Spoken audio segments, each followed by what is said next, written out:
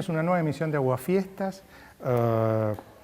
Trajimos hoy a nuestro programa a uno de los intelectuales más interesantes de la Argentina, que es Martín Caparrós, a quien lo hemos tenido que perseguir bastante porque él ha viajado mucho en los últimos años, en este año también ha viajado mucho. Lo hemos logrado captar ahora en este hiato argentino. Y vamos a charlar enseguida sobre su obra. Está saliendo en estos días un nuevo libro de Martín, que es Pali Pali, sobre unas experiencias en Corea, que recobra un poco una tradición de Martín Caparrós, que es quizá una de las tradiciones más ricas de él y más heterodoxas en la literatura, que es las crónicas de viajes, ¿no? Quizá no heterodoxas, pero sí exiguas en algún sentido, porque hoy en día no hay tantas, ¿no? Enseguida vamos a hablar con Martín sobre esto y sobre otros temas de actualidad. Vamos a los auspicios y enseguida al curso del programa.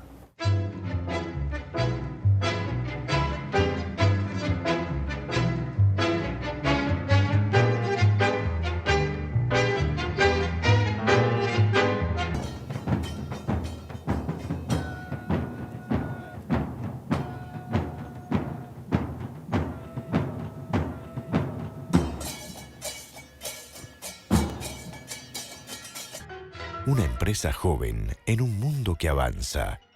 Medanito, tenemos energía, somos energía. En Fundación Telefónica creemos que el acceso al conocimiento es un derecho de todos. Por eso, desarrollamos proyectos propios de innovación social, con los niños y los jóvenes como principales beneficiarios. Fundación Telefónica. Conocer para transformar.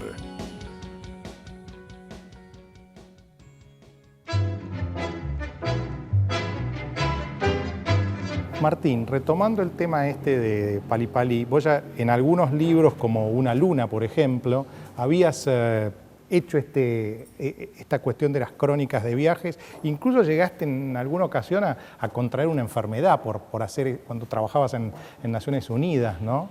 Por no darte las vacunas. Y esto es muy interesante porque, digamos, has logrado transitar países del África muy pobres, en donde hay hambre, hay muerte por ignorancia, ¿no? Y me gustaría que nos contaras un poco de esa experiencia tuya en esos países tan pobres. ¿Qué es lo que has recogido? ¿Por qué esos países son tan pobres? Básicamente, África es muy pobre porque fue colonia de países europeos hasta hace 40 o 50 años y por lo tanto no tuvo ningún tipo de desarrollo porque esos países europeos lo usaban para plantar, no sé, los maníes o ¿Y esa es la única girasol. explicación? No es la única, pero es la básica. Después, por supuesto, hay muchas otras. Seguramente esos mismos países que los colonizaron ahora tratan de convencerte que es que porque sus políticos son muy corruptos y porque, no sé, quizás porque los negros son brutos, yo qué sé. Pero lo cierto es que desde que empezó a haber cierto desarrollo económico en África, digamos, desde que África pasó de una economía más bien natural, digamos, en la que no había producción económica para la circulación, para el mercado, etcétera, etcétera, desde ese momento, a fines del siglo XIX, todo el plusvalor, digamos, que África producía se lo llevaban los franceses, los belgas, los ingleses, incluso los alemanes y los italianos. Épocas de imperialismo. Sí, y eso duró hasta hace relativamente poco y fue reemplazado por un sistema en el que la situación es más o menos semejante, porque si vos te fijas ahora, los países realmente conflictivos de África son aquellos que tienen producen cosas de interés para potencias extranjeras. El Congo, que es uno de los lugares más ricos, está destrozado por guerras civiles,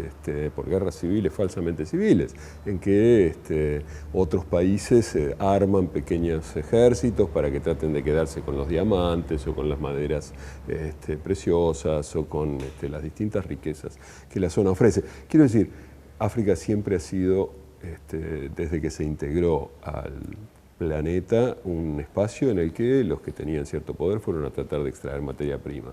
Eso no ha cambiado mucho y esa es la razón principal de la riqueza, de la miseria que hay. Después hay muchas otras, por supuesto. Martín, hay dos libros tuyos que abordan de modo muy intenso los 70.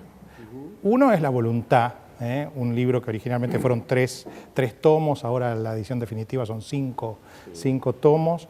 Recogiste testimonios de combatientes de los 70 o de simpatizantes o de gente que había transitado esa época. Y volcaste esos testimonios, los fueron hilvanando junto con Anguita.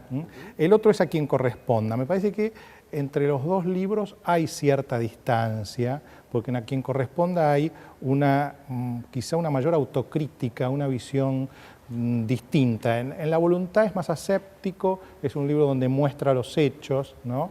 Me gustaría ¿qué pasó en ese tránsito desde que escribiste La voluntad hasta que escribiste A quien corresponda? Ese libro lo que intentaba era hacer una descripción de lo que pasó en un sector de la sociedad argentina desde los años 60, mediados de los 60 a fines de los 70. Y en ese sentido fue muy cuidadosamente descriptivo y trataba todo el tiempo de no ser valorativo, de no juzgar. Yo he dado más de una vez un ejemplo de cómo eso funciona en la escritura misma. Quiero decir, cuando alguien le quita la vida a un supuesto enemigo, uno puede decir que lo está asesinando, visto desde un lado, visto desde el otro. En esos años se podía decir que lo estaba ajusticiando. Bueno, nosotros hacíamos un punto de escribir matando. Unos podrían pensar que era un asesinato, otros un ajusticiamiento, era problema del lector. En ese sentido nos cuidamos mucho de producir una descripción lo menos valorativa posible. A quien corresponde, ha escrito más de 10 años, más de 10 años después de la publicación de los tomos de La voluntad, ya es una cosa totalmente distinta y además yo creo que obviamente lo que pasó en el medio fue la apropiación kirchnerista de la historia de los 70, que a mí me parece absolutamente injustificada. Yo te tomo una anotación que hice sobre cuando leí Los Living, ¿no? Vos decís algo que es muy interesante y me gustaría que lo desarrolles. Vos decís, uno de tus personajes dice, nos educamos en un momento de la cultura y vivimos en otro. Eso explicaría eso es una genialidad que te la olvidaste, pero la dijiste vos. O uno de tus personajes. Yo me olvido las cosas que escribo, para eso las escribo, para poder olvidármelas, si no estaría recordándolas todo el tiempo y sería insoportable. Así que muy a menudo me sorprendo cuando me dicen, escribiste tal cosa.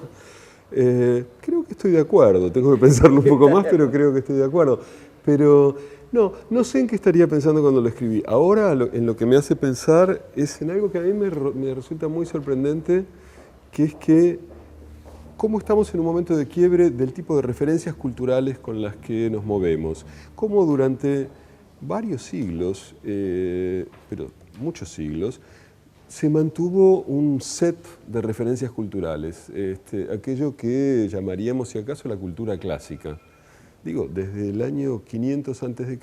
hasta hace 30 años, para ser una persona más o menos educada había que haber leído los clásicos griegos y latinos, o por lo menos tener una idea de qué decían, o por lo menos manejarse dentro de ese mundo de mitos, metáforas y figuraciones que esa cultura suponía.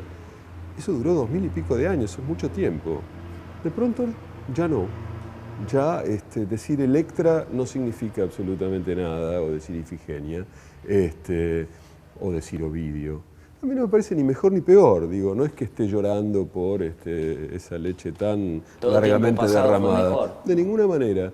Solo me llama la atención. Ese cambio de paradigma. Un cambio de paradigma después de un paradigma que duró tantos años, tantos siglos, y que de pronto en 20 o 30 años haya prácticamente desaparecido de nuestro universo cultural. Es curioso, ¿no? Y entonces, efectivamente, uno aprendió a moverse de una determinada manera y se encuentra con que 20 años después buena parte de eso que aprendió ya no le sirve para moverse en el mundo que le proponen. Eso es raro, ¿no? A propósito del libro Los Livings, que introducía Ricardo, hay un momento que pareces como hacer una disección por décadas, ¿no? Parecería que la década del 60 está dedicada al arte, en el mundo de los Beatles, en la Argentina el Di Tella, este personaje Carpanta que estaba... La década del 70 son los ideales revolucionarios, ¿no? La del 80 y la del 90 la disco, parecería.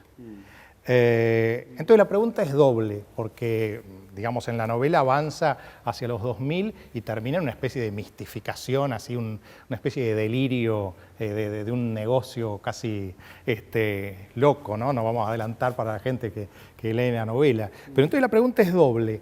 Esta disección por décadas, tal como yo te la postulé, sí. La primera cuestión sería, ¿es así? Y la segunda es, los 2000, ¿hacia dónde van?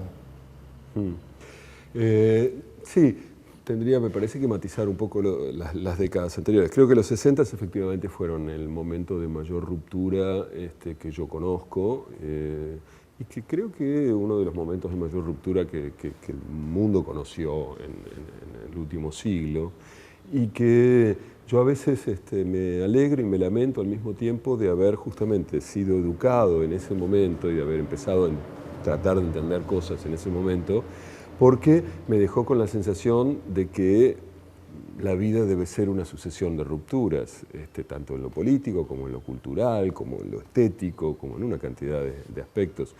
Y probablemente a veces pienso que quizás eso sea una impresión falsa, que uno puede encontrar muchos otros momentos en la historia en que no ha habido esa intensidad de ruptura que había en los 60 y que desbordó sobre todos los años. Pero las sociedades son sucesivos. siempre conflictivas. Sí, pero no con esta idea de hagamos todo nuevo, todo de hagamos cero. todo distinto. Sí. Quiero decir, si ves, no sé, el tipo de música que ahora escuchamos apareció en esa época, el tipo de relaciones sexuales y románticas que ahora solemos frecuentar, se consolidó en esa época. La idea de juventud, que es decisiva, para toda la cultura en la que vivimos, empezó en esa época. No existía la idea de juventud antes, algo que ahora nos parece tan natural. No había jóvenes, había chicos que lo antes posible se transformaban en adultos. Y claro, así podríamos seguir. Decir, no conflictos, sino conflictos radicales eran. Cambios muy fuertes, claro, en la forma en que pensamos el mundo. En los 60 todo era como, qué maravilla, estamos descubriendo novedades y cambios en todos los aspectos posibles. En los 70 una buena cantidad de gente pensó que eso podía realizarse de una manera como decisiva. Desde lo político. Desde lo político, básicamente, y pagamos el precio de esa ilusión. Los 80, no sé si decir es el disco, puede ser, qué sé yo, es como... Para mí es una época un poco confusa. Yo me acuerdo de algún momento, en el 90 y tantos, en que empecé que se escuchaba hablar de los 80, se empezaba a hablar de los 80, y digo, pero eso yo estaba ahí. ¿Qué es esto que me cuentan ahora de los 80? Yo nunca había pensado en los 80 en arte, por ejemplo, como los 80 concepto. se hablan como una década perdida, ¿no? Ajá. No así el 90, que es mira. el arte light en la Argentina, Pombo, etc. Pero los 80 es una década perdida, se Bueno, habla. yo tenía un poco esa sensación. Fue un momento, bueno, en la Argentina sobre todo, esa recuperación de, bueno, otra vez estamos acá, la apertura, etcétera, etcétera, pero que no terminó, me parece, de realizarse en nada, y los 90 efectivamente para mí sería la época del brillito bobo y de el mayor ataque, digamos, la mayor ofensiva de los ricos que he visto nunca en ¿Y cómo termina esto en la Argentina. apoteosis de los 2000, no? En los 2000, no sé qué pasó. No sé. Me parece que es para mí es otra década perdida, en el sentido de que, efectivamente, la especie de abuso de riqueza que hubo en los años 90 predispuso a muchísima gente a estar preocupada y vigilante contra lo que podían intentar hacer los más ricos, y a tratar de darlo vuelta. Digamos, el neoliberalismo triunfante de los 90 fue claramente... fracasó claramente a fin de la década, y entonces se abría una situación en la que, bueno, se podía tratar de hacer cosas que revirtieran eso de una manera interesante y demás. Y lo que pasó fue que eso fue tomado como un discurso demagógico y no llevó a ningún cambio interesante. Claro, quizás si los artistas son como los que vislumbran un poco los dos libros de los últimos años, ¿no? De autores argentinos, uno tuyo, Los Livings, y otro de Alan Pauls, La historia del pelo, es muy interesante porque parecería como que retoman los 70 desde lo grotesco. En el caso de Alan Pauls y La historia del pelo, vendiendo la peluca de Arrostito, ¿no? Es decir, hay como una especie de, ya no esa épica de los 70, sino una memorabilia traficada, ¿eh? Y en los livings, la utilización de los muertos como un negocio, ¿no? Sí, sí. Yo trato de pensar que los living no es una metáfora de nada, insisto en eso, pero ese es mi problema, porque en definitiva es el lector el que tiene la potestad de decidir qué es lo que está leyendo en lo que está leyendo, ¿no? Ahora, ¿cuál es el precio que se va a pagar por esta década del 2000? Porque vos hablaste de los precios que se pagaron en el 90, por el 80, en el 2000 por el 90 y ahora en el 2000. Ya terminó la primera década del 2000. Sí, a mí me parece que el precio más claro, para mí eso es un precio fuerte, va a ser unos cuantos años de un gobierno más consistentemente de derecha en la Argentina, porque digamos que la beca para un gobierno de ciertos cambios era los 2000, porque como decíamos veníamos del fracaso de la política neoliberal bien de derecha de los 90, entonces había la posibilidad de decir, bueno, a ver un gobierno que cambie esto y que lo cambie de una manera que satisfaga y que muestre su necesidad. Como este gobierno perdió esa oportunidad histórica, entonces lo que va a venir ahora, el reemplazo de esto, va a ser un gobierno bien de derecha, porque durante mucho tiempo, cada vez que alguien en la Argentina diga redistribución de la riqueza, va a haber carcajadas, porque es parte del discurso que malbarató, que despilfarró este gobierno. Entonces me parece que el precio es ese. Qué sé yo, espero equivocarme una vez más, pero el precio también es, más allá de eso, un país que no funciona, que sigue siendo... yo escribí hace muy poquito algo, publiqué ahora hace 2 o 3 días en mi blog, en el diario El País, un artículo que se llama El País Calecita, y esa es la sensación que tengo, estamos todo el tiempo dando las mismas vueltas, yo decía, y 100 años después volvemos a ser un país agroexportador, como éramos en 1910, hace 70 años que venimos funcionando con la misma estructura de poder que es el peronismo, que ha demostrado que no funciona, que no sirve, que no hace que... Este artículo que vos mencionas, El País Calecita, lo escribís después de la marcha del 8N, ¿no? La reciente marcha, y daría la impresión de que a Cristina Kirchner no le entran las balas, ¿no? O sea, daría la impresión de que quiere matarnos con la indiferencia a los argentinos, que es una política que en realidad ya es más o menos consistente en los Kirchner, porque cada vez que los acusan de algo, callan, ¿no? No está la plata de Santa Cruz, no dicen nada. Desaparecen. Vos no te recibiste de abogada, nada, no responde nada. Cada vez que los acusan de algo, vudú, nada, lo echan a Rigui. Es decir, miran para otro lado y producen efectos extravagantes de distracción. Entonces, ¿cómo metaboliza el pueblo argentino el liderazgo de una persona que parece como que está en otro mundo, ¿no? ¿Qué es esto? Sí, bueno, si quieren matarnos, yo prefiero que sea con la indiferencia. De todas maneras, aclaro esa parte, porque pese a todo, no digo frente a ciertas comparaciones abusivas de que esto es como dictatorial y qué sé yo, no es tanto. Pero efectivamente no se hacen cargo, porque tienen esta especie de convicción bastante soberbia de que no necesitan hacerse cargo porque tienen una cantidad de votos que lo hace innecesario, etcétera, etcétera. Pero me parece que hay mucha gente que no sabe bien qué hacer frente a eso. Bueno, por lo que yo decía también en este artículo, me parece que es que esta marcha a la que hacías referencia no solo muestra que hay mucha gente que está en contra de este gobierno, sino también que hay mucha gente que no se siente representada por nadie en la Argentina. Me parece que es una marcha que también... Es contra la oposición, digamos. Sí, pone en escena el fracaso de la representación la CLO dice política. Que esto no es contrahegemónico. La CLO dice que esto, él mirándolo desde el Clarish, él lo que opinó es que esto no formaba un grupo contrahegemónico, sino que era un estertor de la vieja Argentina que todavía se resistía al cambio. Bueno, él sabrá qué es la vieja Argentina, él la debe conocer muy bien. Si pertenece a ella. Sí, qué sé yo, no quiero hacer chicanas baratas porque me parece berreta cuando lo hacen ellos. Pero, no sé, a mí realmente lo que más me preocupa, más allá de estas pequeñas discusiones entre gente muy pequeña, es que seguimos sin hacer un país, nos perdemos una y otra vez oportunidades de tratar de pensar un poco qué queremos y vamos así como quedando cada vez peor. Quiero decir, seguimos viviendo esta ilusión de que somos más o menos educados, de que somos más o menos articulados, cuando en realidad somos cada vez más brutos, somos cada vez más incapaces de pensar, de expresarnos. Un punto que vos siempre has recusado con cierta energía, con cierta fuerza, es el de los nacionalismos. ¿Crees que es un mal que aqueja a muchos países periféricos como la Argentina y a otros, digamos, de Latinoamérica? ¿Crees que es un punto central en todo esto?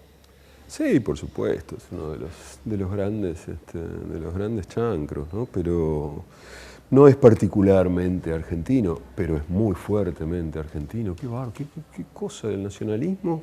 A mí me sorprende mucho la voluntad de error que se necesita para pensar que lo que le sucede a alguien en Catamarca o en Chubut o en Almagro te tiene que importar mucho más que lo que le sucede a alguien en Tombuctú o Illinois o Nepal, como vos decís.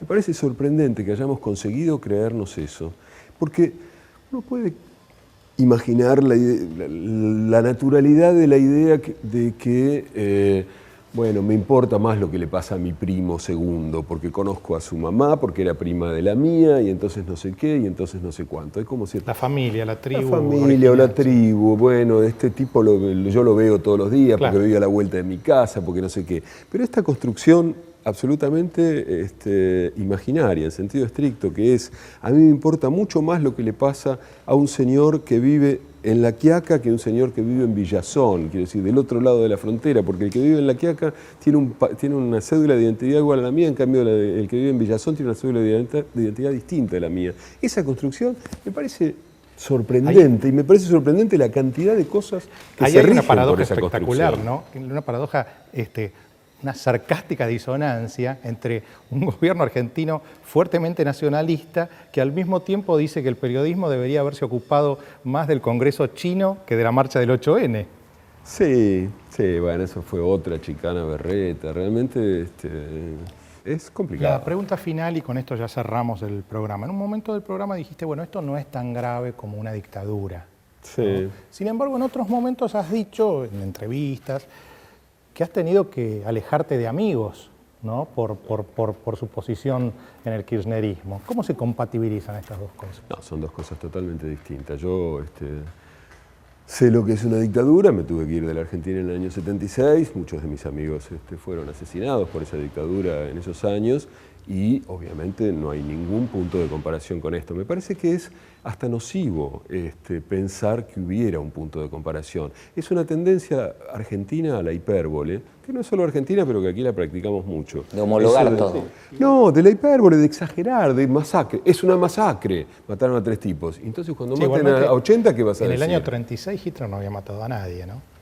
No, bueno, pero si entonces... Y ya llevabas 3 años en el gobierno. En un gobierno elegido democráticamente, sí. ¿Qué vas a hacer? Mientras lo estuviera, era eso. Pero además en el año 36 había una cantidad de campos de concentración en Alemania, donde ya estaban empezando a meter a disidentes y demás. Pero bueno, no sé si vale la pena discutir la cronología del nazismo. A lo que voy es que la situación argentina en este momento no es una dictadura, es un gobierno democráticamente elegido por muchísima gente, con un poder ejecutivo lo suficientemente necio como para creer que no necesita escuchar y que comete algunos actos bastante poco acordes con lo que debería en distintos campos, en el campo de la justicia, donde interviene de una manera que no le corresponde y demás. Pero en términos formales, salvo esas 2 o 3 cosas, es una democracia, lo cual para mí tampoco es nada... Una democracia sin república, quizás. A mí la democracia, la verdad, no es mi fetiche favorito. A mí me parece que la democracia de delegación, tal como funciona, es una catástrofe que ha llevado a la constitución de que esos pequeños sectores de poder sigan ejerciendo su poder de forma discrecional. Yo no creo que el remedio sea aplicar exactamente y sin tacha las formas de la democracia de delegación. Yo creo que tendría que haber infinitamente más democracia, en el sentido de que estas son estructuras políticas pensadas para, justamente, hablábamos de tecnología al principio del programa, para tecnologías de hace 100 años, 200 años, en que la representación era necesaria porque la consulta era casi imposible. Ahora no hay ninguna excusa técnica para eso. La consulta es posible instantánea y sostenida. Pero si no fuera tan grave, ¿por qué tuviste que alejarte de algunos amigos que postulan eso? Eso es otra cosa que una dictadura. Esto es una situación en la que hay unas peleas que para mi gusto son excesivas para el grado de realización, que digo, vale la pena enfrentarse de vez en cuando uno está cambiando realmente las cosas. En este caso, ni el kirchnerismo ni quienes se le oponen están cambiando nada de nada, pero les interesa, sobre todo al kirchnerismo, presentar la situación épica, como de cierta épica que conlleva un enfrentamiento mucho más fuerte. Entonces esto hace que sí, efectivamente, hay amigos con los que ahora ya no hablo y me duele y me jode, pero eso no me lleva a decir que esto sea una dictadura, ni mucho menos. Gracias, Martín. Un placer. Hasta el próximo domingo.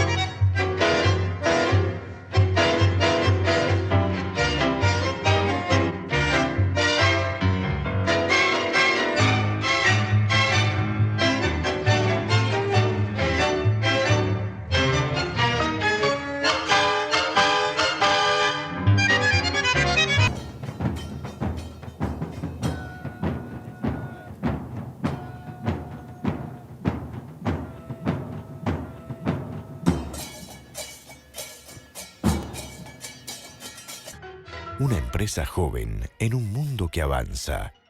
Medanito, tenemos energía, somos energía.